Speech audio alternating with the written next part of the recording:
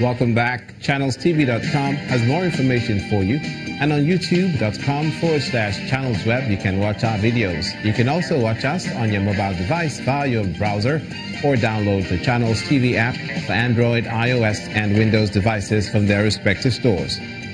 That's not all. Besides giving you access to news updates, the Channels TV and Channels 24 app have an eyewitness feature. You can use that to share pictures, videos, or even news of happenings around you. Just install the app, then tap and swipe to reveal the menu and follow the instructions.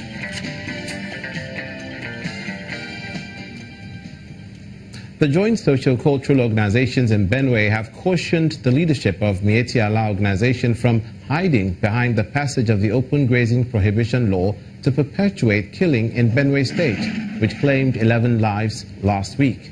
Leaders of the groups, led by Edward Ojege, sounded the notes of caution in Makurdi while reacting to Mieti Allah's publication, allegedly blaming the law for the herdsmen-farmers crisis, which, according to him, extends to states like Adamawa, Ondo, and Delta that have no such law.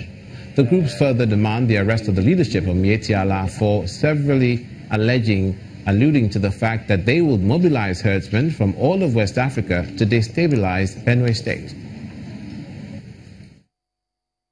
The leaders of Mieti Allah cannot and should not continue to use the enactment of the anti-open grazing law in Benue State as an excuse to perpetrate the terrorist acts of killing defenseless farmers and other members of the society in Benue State.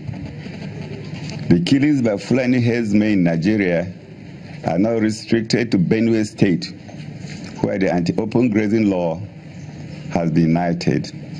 We maintain that it's sheer mischief for the leaders of Mieti Allah to ask President Muhammad Buhari to call Governor Samuel Otom to order, because the anti-open grazing law was not made by Samuel Otom, the governor of Benue State.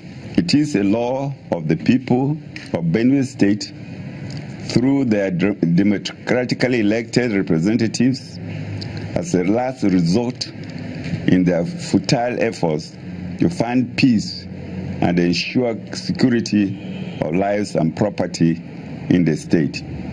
It is unfortunate that the leaders of Mieti Allah have deliberately chosen to use Otom as a scapegoat in their ethnic cleansing agenda in Benue State.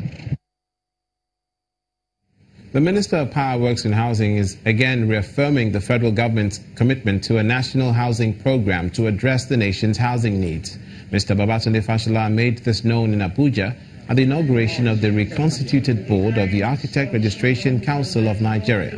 Mr. Fashola explains that the construction of the mass housing project is in 34 states, and the inauguration of the board will ensure a smooth decision-making process. The government of Nigeria is committing to a national housing program. Let me be clear every time I say this, that this does not suggest that previous governments have not committed to housing, but none was in a national scale, as was done during the Shagari housing program and what is being done now. That is the difference. And the purpose of that program is to deliver a Nigerian house, so to speak, that takes into consideration and into account the geopolitical diversities and preferences of our people in the way they like to live. We are building in 34 states now across the country. We have different levels of construction. Some are finished, some are roofing, some are painting, some are just out of foundation, some are installing electrical equipment, some are building the internal roads and the water supply and electrical systems. So we will need your contribution as we go on to making the pilot the model when ultimately we get there. In the southwest, the Lagos state government have arraigned a Danish man, Peter Nielsen, who allegedly killed his Nigerian wife and daughter. Mr. Nielsen pleaded not guilty when he was arraigned today before Justice Bola Okikiolu-Ihile at the Lagos High Court, sitting in the Igboshire area of the island on a 2-count charge of murder. In the count, Nelson, who is age 53, allegedly killed his 37-year-old wife, Zainab, and his 3-year-old daughter, Petra, on April the 5th, 2018, at about 3:45 a.m. at their Banana Island residence in the Ikoyi area of Lagos. The police had told the magistrate that Nelson hit his wife's head against the wall several times, inflicting fatal injuries, which led to her death. He also said to have poisoned his daughter and tried to cover up the murders as a domestic accident. At the hearing, the defendant's counsel requested that his team would like to conduct a DNA test for Mr. Nelson and also asked for the results of the autopsy. The governor of Edo State, Mr. Godwin Obaseki, has lauded the judiciary for its role in implementing sustainable economic development programs which have been yielding results since his administration came on board. Mr. Obaseki stated this in his remarks as the special guest of the Nigerian Bar Association Benin branch during the opening ceremony of their 2018 Law Week celebration at the Bar House in Benin City, the Edo State capital.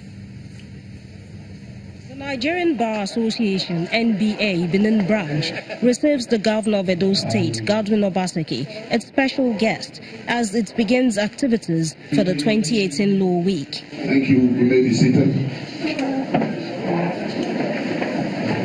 These lawyers say the plan is to seek best practices in maintaining law and order in society. Hence, this workshop, with a theme, the role of law in economic development and national security, is first on the list of actions. For the Edo State government, the judiciary has been instrumental in the achievements recorded so far.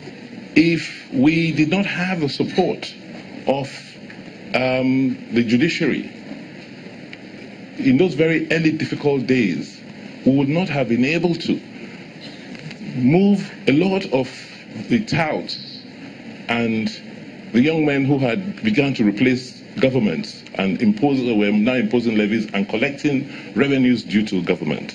The keynote speaker at the event, Dele Adesina, senior advocate of Nigeria, attributes most of the present economic challenges to a poor justice system. The legislature, the judiciary, the police, the media, the civil societies, as well as the political parties are weak. In a lawless nation, everything is legal. Law and order appear to have taken a flight. Security of life and property, which is the primary responsibility of government, is constantly and continually threatened. It does appear that law no longer rules. The high point on the occasion is the official commissioning of the NBA Benin branch Bar House, which is the venue for the day's program. Congratulations. The National Drug Law Enforcement Agency has stated its readiness to check the rate of drug abuse amongst young people. That's the position of the state commander of the agency in Anambra State, Sule Momodu, who also advocates continued sensitization as a viable solution.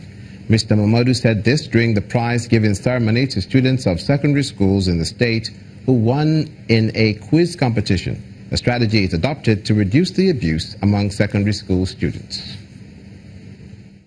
Months ago, major headlines were dominated by the alarming rate of drug abuse in different parts of the country. The issue still comes up for discussion from time to time at different fora. Expectedly, the reaction across the country was outrage and condemnation of the practice. This means more work for the National Drug Law Enforcement Agency, the body saddled with the responsibility of addressing the menace, especially among the youth. Its latest strategy is a competition to test the knowledge of secondary school students on drug-related matters. Inside this hall in Awka, the Anambra State capital, are students from schools across the state who've been able to prove to the NDLEA that its effort to show the danger of drug abuse is working. They get their prize, but what they find more exciting is precious information that will save them some trouble and in some cases save their life. My advice to other students is that they should register for this very quiz. They should belong to Drug Free Club because it will be of great profit to them, because I have learned so many things from it. They should stay away from drugs, and also they should lead their books so that they will be future leaders of tomorrow, because the society at large depends on the youth today. Book books have been already circulated by NDLA to our schools, and we use those, whatever is said in those books, to teach the students the effect of drugs. And even sometimes we invite officers outside and they tell them the effect of drugs, and some of them actually are responding. The organizers promise to keep going until there's a drastic reduction in the abuse of illicit drugs and substances. You're watching news across Nigeria. Coming up, the Plateau State government to undertake measures to improve the transportation system. Stay with us.